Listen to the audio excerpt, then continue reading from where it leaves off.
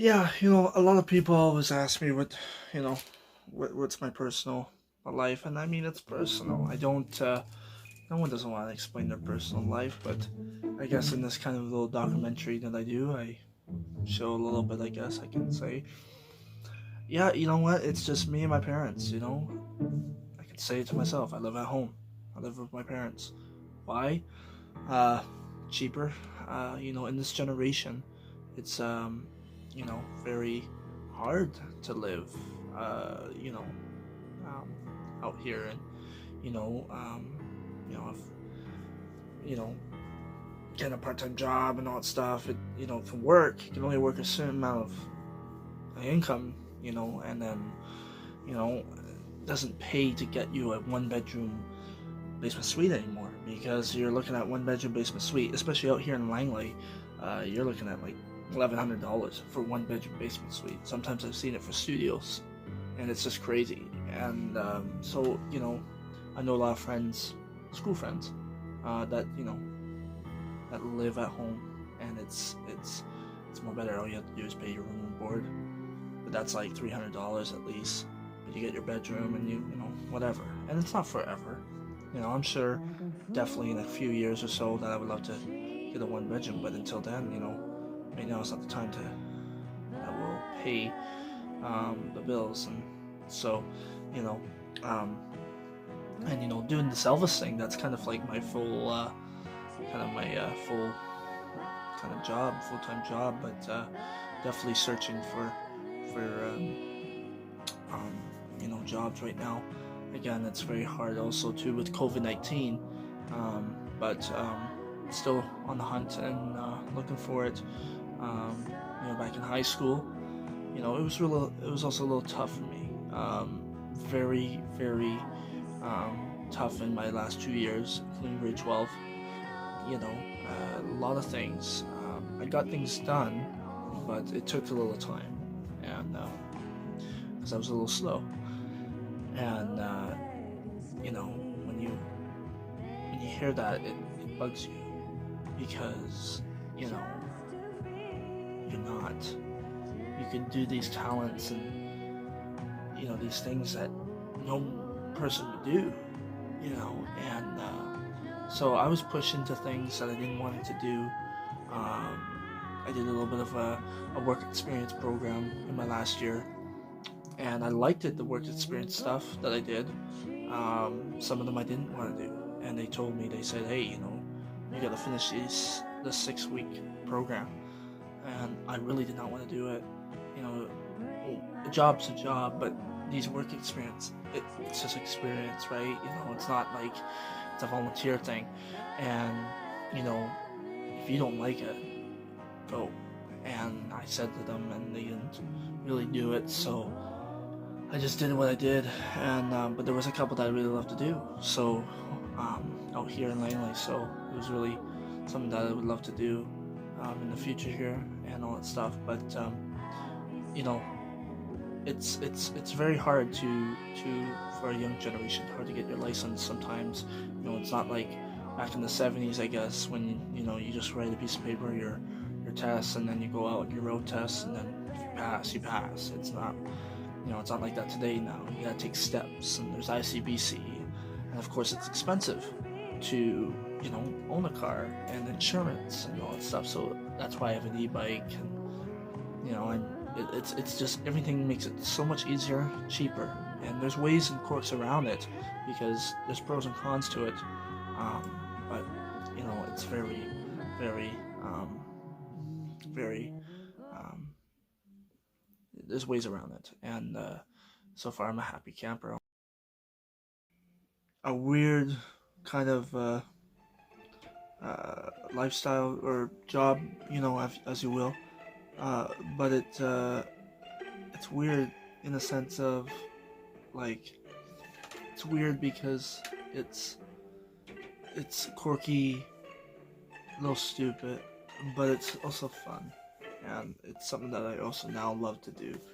It's the coolest job I like to do, the coolest job in the world, and to give back to these people that enjoyed that music. And I'm very, very, you know, thankful for what, I've done so far doing this, the accomplishments, um, all the stuff, the people that I met. It's something that I really was really um, happy. My childhood was a little rough, I'll tell you that. My childhood was rough. I mean, I wouldn't lie. There was times where we lived eh, poor. I mean, like very, very poor. We lived in Surrey, and I don't know about you guys, but I'm not a big fan of Surrey. I really like Langley here. The community here is really great. Um, but it was just, my childhood was rough, but we still made it work. We had our family and all that stuff, and all that stuff. And then I would say back in like 2013, I think that was really when we really had the last good times, um, you know, with everybody, with all of our family. Our family kind of, split. And when I mean family, I mean my sisters, my two sisters, some of my aunts, and just a lot. There was a lot of arguments and drama and all that stuff. And family, you get that, but this was really hard. My two sisters are still on the streets. They've been using for 30 years, and they're still out there today. It's a very, very hard time for my mom because that's her two girls, and she had 4 kids, and out of the 4, the 2 girls are, they crash and burn and on the streets, and the 2 boys, Archie and myself, were successful, I guess, right? Um, we're not doing that kind of stuff. We choose not to, and it's, it's just how it is. And my mom gets very depressed talking about them, and they haven't been over for Christmas and all that stuff, and it's just been very, very hard times. And so in 2013, my one of my sisters, she had her first child, or in 2011, and then at the age of 3, her child, age 3, social service took the child, and wasn't ever seen again. His name was Hayden. He was really a nice young little boy. He had a future and everything, and he loved his mom, but the mom didn't do anything, and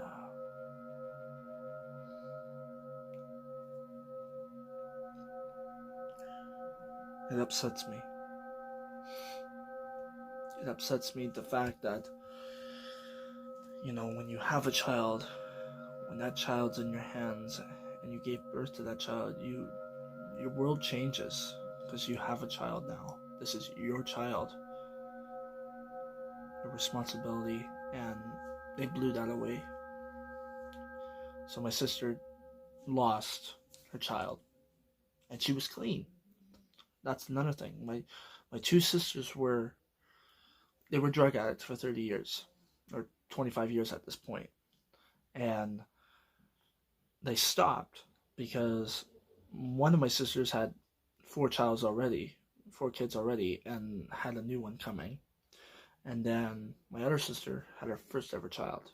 So they were together, and they were bonding again, because before they weren't. And so they worked together. Dixie, the older sister, was helping the younger sister how to clean a diaper and all that stuff. Like, she didn't know, right? So they worked together, and the fact is, they were clean, and that's what Mom was so happy about. So we really did a lot of good family things with my brother Archie, my dad, Archie's dad, Rob, and did things together. My niece Madison, that again I don't see. But at that time we were all there. We had barbecues, we had everything, and we did really fun things. And then that happened with Hayden and got taken away. And right there, they were back on the streets. Dixie and Colleen were, when they were young, they were beautiful girls. They were everything. And my mom loved her girls, you know. When that happened, it really took my mom down into a deep depression. And my mom is very strong, but she has some weak spots that if you hurt her the wrong way, or you know, you say something, she'll cry, and it hurts. So me and my brother Archie, we're the only ones there for her, and we do the best we can. You know, my mom had a heart attack. My mom had a heart attack 12 years ago. After the heart attack, a week later, her mom passed away. I mean, it was bad. And then the following year after that, her dad passed away. So that 3-year stretch killed her. So that was 12 years ago. And then she was very just, you know, very depressed and grieving on that. And then, you know, then another bomb was light happened with the sisters being clean, and they had a child, like, you know, each had a child. And then they were doing good for a good 2 years at least. And then bam, they went down again, and mom was back down again. So that was 5 years ago. Yeah, 5-6 years ago. And so here we are today, you know, and it's still a hard time. So, but you know, my mom has me and my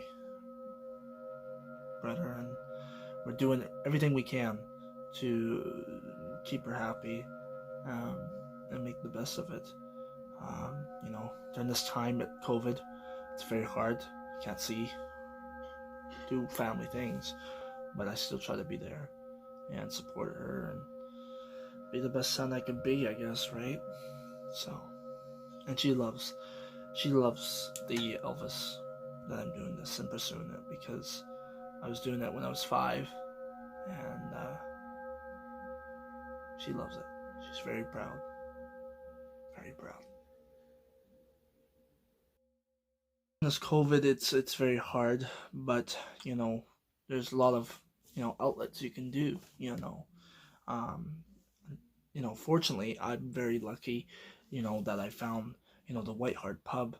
You know, me and my friend Blaine, we went there on a shoot, and just on a fluke, I should say, and just went there and met Eric and George, and said, this is what I do, and blah blah blah, and they were just gracious and full leaders of God as well, and treat us like family, because that's kind of their way of saying it. And it's like, you come in here, we open arms with you guys, and they trusted. You know, they didn't see any video, see probably a picture, but that's it. You didn't see what I was doing, singing. Oh, I did this, you know, but never saw me perform. And so they trusted me, put me on a show there, and they loved it. And I've been becoming a regular there and all that stuff. And I have to thank White Hart for giving me that future, because it kind of gave me that open arms to do bigger things. And I'm very, very fortunate to do that with them, and very happy for another chapter in my life. So I'm very blessed for that.